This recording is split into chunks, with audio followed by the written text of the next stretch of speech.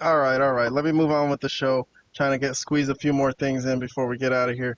Let me move on to AEW. Okay, we never do AEW on our top 5 topics, but we used to. Deep breath, lad. Deep breath. We used to criticize AEW a lot. It was a mainstay on our podcast in the early days where we would just kind of analyze AEW and talk shit. And we've kind of moved away from that, really. But for old time's sake, let's cover the Mercedes Moné and Britt Baker segment on Dynamite this week. So, did you want to talk about this, Vlad? You said we should bring it up. Let's just analyze their little angle here. And before we do our all-in predictions, we'll talk about Mercedes Moné and Britt Baker from Dynamite. This is the 14th of August. And as Sammy Guevara would say, Mercedes Moné came out looking pretty good, looking mighty fine. But anyways... Well, I'm not going to say what Sammy Guevara would say. I'm not trying to get canceled around here. So anyways, Mercedes defended her TBS title against Shida, which was a very weird booking. Because, very weird. Very weird. She's having a big fight against Britt Baker at the All-In pay-per-view. And, everyone's like, yeah, Shida's not going to win the title, obviously. Yeah, but it was also a really competitive back-and-forth match, which is... classic AW, I guess. Yeah, and Shida was like a champion. Like, she's won big pay-per-view matches, 3-time AEW champion. So it's not a pushover, you know what I mean? But anyways, to make a long story short, Camille came in and kicked Shida, and the Moné maker, which I think is a terrible move. It never looks good. But is that what she calls that? I didn't even know. That's how little I've been paying attention to Mercedes. So this is where the bad part of the angle came in, the poor AEW stuff, which is when Britt Baker's music hit and Camille is looking at the entrance ramp and looking for Britt, and she's not there. And Camille finds someone who was dressed the way Britt Baker was dressed a few weeks ago in a Sting mask and beats the crap out of her. We never found out who that is, actually. They never show it. Who cares? Who gives a shit? But anyways, I'm going to switch to watch-along view over here in the corner. So if anyone wants to watch the rest of this, we're just going to talk about the timing of this because Britt Baker's going to come in from the crowd and from behind. And here she is, just leisurely strolling to the ring, walking like it's any other day. She's going to get a cup of coffee. There she is, stands up on the apron. I called it a stroll in the park, is what I said. Yes. And Mercedes, so she's trying to put on her glove for the lockjaw. Mercedes turns around too early, and then she's got a kendo stick, and she can't hit her with it. I don't know. This whole thing didn't look good. The timing could have been better. Good. The timing could have been better. But anyways, Camille pulls out Sasha Banks or Mercedes Moné out of the ring. Anyways, what did Vlad give this rating? Vlad gave this an indifferent. He didn't give it a thumbs down or a thumbs up. I should have given it a thumbs down looking back on it. But I gave it a thumbs down. I straight up gave it a thumbs down. But anyways, if you want to say anything about this angle or how this is going for this feud, I'll give you some time. You don't have to use the whole 90 seconds. It's unfortunate, but you know, it's one of those things again where they can't really get out of their own way again. Because this feud had potential where some people were saying that this could be like a money feud, and Britt Baker, two-star names. Britt Baker is really over in AEW. I know she's been gone for a long time, but since she's come back, she's still getting a loud reaction. And obviously, Sasha Banks / Mercedes Moné, whatever you want to call her, is obviously a big name in the wrestling industry.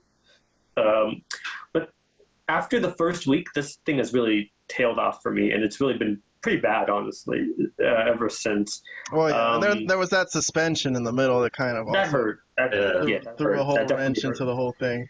But this was, I don't know if this is the wrestler's fault or just the fact that they have really terrible producers / agents that are supposed to put these type of segments together.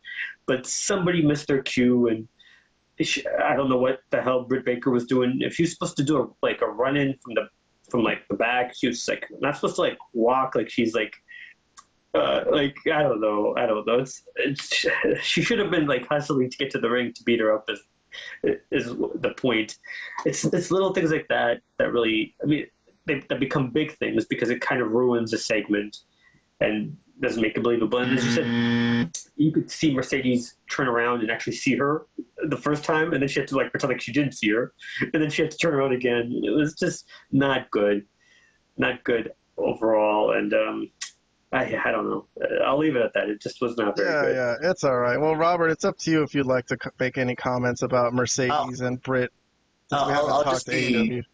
I'll just be very brief. I think I just gave it 0 and indifferent. Yeah, you gave it an indifferent, yes. But then when you were doing the recap, there were things there I didn't catch, like her just walking down and Mercedes Moné turning around too early. Like I didn't catch all that, so I was I didn't think about any of that as I was watching it. So my review as I was watching it would still remain 0, but like in hindsight, I guess one of the things that you pointed out, okay, yeah, that was pretty bad. I probably would change that to a thumb down, but yeah. I don't know, man.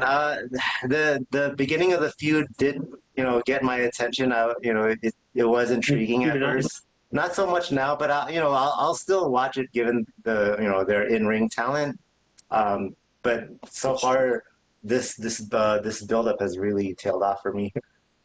Yeah. Oh yeah, and we'll do like a little prediction at the end of this show. But man, I mean, there was Collision, so I'm very interested to see how this match goes because her last practice match Britt Baker had was with Harley Cameron. Like, oh my gosh, she's gonna have a match in front of 50,000 people in London. And she beat Harley Cameron, but anyways, Mercedes Moné got one back on her where they beat up Britt Baker today on Collision on Saturday. So just in case you guys are interested. But we'll get predictions for that at the end of the show today. All right, next one is what we covered earlier in the day, Britt Baker and Mercedes Moné. Now's your time to give a prediction. How about Robert? We'll start with you. Oh, this is tough. You got to just call something out, man. Just put something on record. All right. I'm going to go, man. Well, I'm going to pick Britt Baker. Yeah, some people are saying Jamie Hayter could return and I want her to. Camille. Yeah, why not? Because she is from England, isn't she? So it makes sense. So I'll choose Britt Baker. All right. Vlad? I'm going to pick Britt Baker too, by the way, Vlad. I think Mercedes is going to win this. Well, you might both be right. That's not a bad pick because, look, Britt Baker just got off a suspension. Why are we rewarding her after a suspension? Now she's going to beat, our, quote-unquote, one of our new top stars that we just brought in and really... I don't know. The only reason it would make sense for me is if they had that. That's why it's like hard to predict AEW matches because like it's all nonsensical, so it's like hard to really figure it out. But I'm gonna go with Mercedes. All right. Well, yeah, I'm telling you, the only reason I think it makes sense for Britt is if they have the Jamie Hayter plan like in the books for a long time. Well, that would be good. I hope Jamie Hayter does come back. Yeah.